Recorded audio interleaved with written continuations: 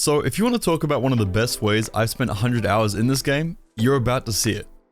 After reading a whole lot of comments on last month's video, I decided it would be a lot of fun and pretty beneficial if I spent 50 hours working on my ground car control and 50 on my aerial car control. Now, ground car control covered things like wave dashes, half flips, general movement, keeping momentum, dribbling, and all around ground things. Aerial car control is the obvious, being able to control your car in the air. Once again, I would just like to say that a lot of this was done on my stream over at twitch.tv/Thanovic. And finally, I want to announce that the next 100 hours video will be 100 hours of freestyling. Also, I know this might not go down all too well, but I am gonna have to stop doing the 100 hours series for a little while. It isn't over completely, it just won't be happening every 4 weeks like it has been for the last 6 months. At this point, I just can't keep up, and it's actually getting pretty draining for me if I'm gonna be honest. So there will be more at some point, just give me some time to relax and try some new stuff out. But yeah, if you want to catch the new 100 hours of freestyling, be sure to head over to my Twitch where a lot of it will be happening. Anyway, into the video. So, the first 50 hours, ground control. Over the first 2 weeks of training, I really wanted to hone in on my recoveries and dribbling. The first way I thought to train this was the dribbling course. Yes, console players, I'm sorry, complain in the comments all you want, I have access to it, I am gonna use it. During the dribbling course, I spent a lot of time working on drift control and making very slight adjustments using power slide. I wasn't trying to speed around and try and get a faster time whenever I did it. I took my time and just tried to improve the control. Over a few days, I started speeding things up a little bit and seeing if I was able to keep the same control with a little bit more pace. It's a little harder the faster you go, but it does help with speeding up your pace of play and starting a good counterattack in-game. For those of you who are on console, I would say focus on free play and keeping the ball stable on top of your car while changing speeds. You will achieve the same goal. Next up was learning things like wave dashes and half flips. This wasn't something I put too much actual practice into, but more so tried to bring them into all my games a lot more. Now, for those of you who are actually learning how to wave dash and half flip for the first time, I'm sorry, but I'm not really going to cover how to do it in this video as I didn't have to learn it during the process. I have a few videos from ages ago that cover it, but there are hundreds of videos to learn from if you're struggling. As for actually using it in the game, I got a lot more comfortable over time with wave dashes and found that I could pretty easily chain a few together to get back if I was ever out of position.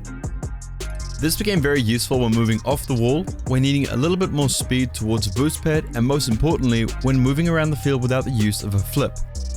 Now, I've mentioned this in a previous video, but because the action of a flip locks you into the full motion, where you don't really have much control over the car, it is not always a good idea to flip around the field. Using a wave dash, however, gives you the same bolt of speed while giving your wheels more time on the ground and more time for you to change direction and react. Things like wave dashes and half flips are really good ways to maintain your momentum around the field. And like I said, while there isn't a really good way to train this apart from being in free play and just going around the pitch, I just kept using them in-game all the time and often at the wrong time. I was always trying to chain wave dashes together just to see how many I could get, how quickly I could reposition, and how I could keep myself moving. This would often put me a little bit out of position and not really help me too much, but it was a good way to train the muscle memory. If you guys are wanting to train momentum, I would say the best way to do it is little trainings like this. Whenever you have some time in-game, just try wave dashing instead of flipping, or work on your small movements with power slide.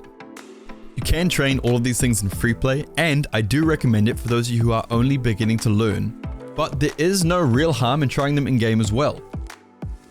If you care about winning, then only do so when you're in a safe enough position to not concede if you mess up the half flip or wave dash, but if you don't care and you just want to keep training, then throw them in all the time. There were many times in my game where I'd be rushing back to defense and I would just throw in like a cheeky little stall along the way. It doesn't really help at all, but it's just another thing to add to the list of mechanics I can train. The aspect of my game where I saw the most improvement over the 50 hours was to do with my dribbling. Like I said at the start, I used the dribbling course to focus on this and my power slides, and while it was useful, it served as more of a warm-up than anything else. I found the difference between the dribbling course and a 1v1 match was the urgency, and understanding this urgency was where I saw my improvement. Trying to read your opponent while dribbling can be tricky, but it can also put you in one of the most powerful positions on the field. If the ball is in front of you on the ground, you have no real way to get around them. You just have to go for a solid 50-50 or hope they miss altogether. Now, when the ball is on top of your car, you have a lot more power that comes with the new options available to you. Because of this, you're able to pressure the opponent in many ways, and because of this pressure, if you learn to read your opponent, you have so much more control over the game than you would have in almost all other attacking positions on the field. But what does this mean for me and my dribbling training? Well, I learned that if I could learn to speed up my dribbling early on in the attack while still maintaining control over the ball, it would give the opponent a sense of urgency and potentially force out some challenges from them. Because of this, I was able to time my flicks or my 50-50 challenges to favor me and catch them off guard. Because I had worked on my control and being able to make minute touches that would help me keep the ball in a good position, my flicks were way more consistent and I had a lot of pressure towards the goal when I would attack. Now, I know I've kind of just thrown a whole lot of words at some of you and you're probably thinking I just spent a solid amount of time saying stuff that isn't really useful, so I'll break it down into things you can actually do to achieve the same goal. Step 1. Work on your dribbling until you feel comfortable being able to keep the ball on your car without the need to hold boost. You should be able to drive around without boost at all so that when you need to speed it up, you have the boost available. Step 2. Make sure you have a few good flicks that you know and that you can consistently pull off so that whenever you're attacking the goal, you have a reliable way to put pressure on. Step 3. Watch your opponent the entire time. Judge your flicks based off their movement and keep an eye on their positioning so that you can capitalize on any mistakes they might make. By following these steps, you should have a much easier time in your games and especially in your 1v1 matches, where I know most of you have a little bit of a hard time coming to terms with the fact that other players might be better than you and that is not all luck. With that, we can finally move on to car control, which actually doesn't have too much to explain, unfortunately. Now, funnily enough, this was a really chill 50 hours for me. Looking back over the rest of the 100-hour videos, most of them have been aerial-based mechanics, and so I stuck to my normal aerial training. There's a little drill that I tell everyone to do, and if you've been on my stream, you'll have seen it 100 times by now, where you go from one goal to the other, constantly spinning and trying to land your car on the roof of the net to then shoot out and go to the other goal. I know a lot of you ask why it's important to spin and if it's just for show, and for that, it's kinda yes and kinda no. So the reason I say you should try spinning the entire time is to build up muscle memory. If you can get to the point where you don't need to think about what you're doing and you can just rotate your car while keeping control based off the muscle memory alone, it means you're going to be much better off in situations where you have to readjust in the air if you aren't lined up with the ball properly. Sure, you don't have to air roll, but all you're doing is limiting your control. Another thing I want to touch on very briefly is what kind of air roll you should use. My personal point of view is that it really comes down to preference. Play with whatever you're comfortable with. If you think you should change, try it. I use air roll left on square and normal air roll on L1. I have air roll right bound to circle, but I never use it because I'm comfortable. And some of you might say, well, you should start using it because it helps you with this. Hey. You do you, boo. I'm happy with my settings. Anyway, a lot of how I trained my aerial control was attempting freestyling in free play in unranked games. I throw in a few workshop maps as well to keep things interesting, but I would normally just stick to messing about in free play, just trying to get creative and attempting different stuff. I would say that while aerial control is difficult to train, it's also the most fun.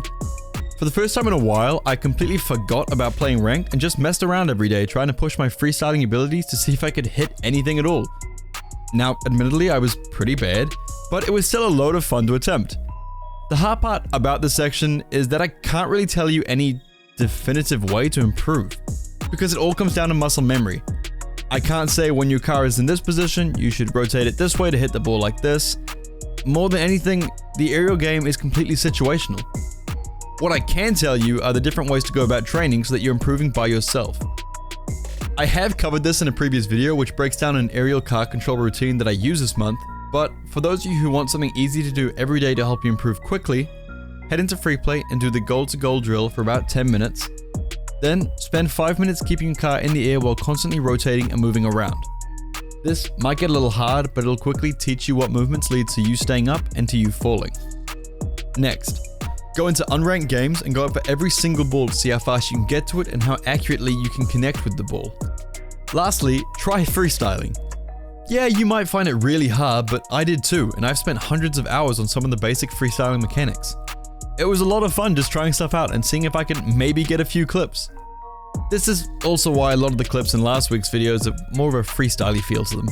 By letting go of worrying about winning and just going for clips and messing about every single chance I got, I found I got a lot better at reading the ball and being able to instinctively react to put myself in some good situations.